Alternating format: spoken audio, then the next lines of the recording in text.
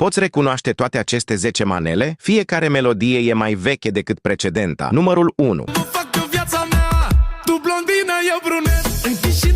Numărul 2.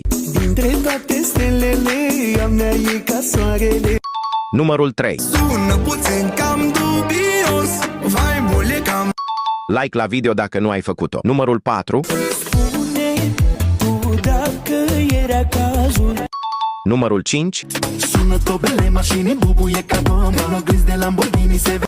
Numărul 6. Hei, am băut 2-3 zile. Asigură-te că mă urmărești pentru quizuri zilnice. Numărul 7.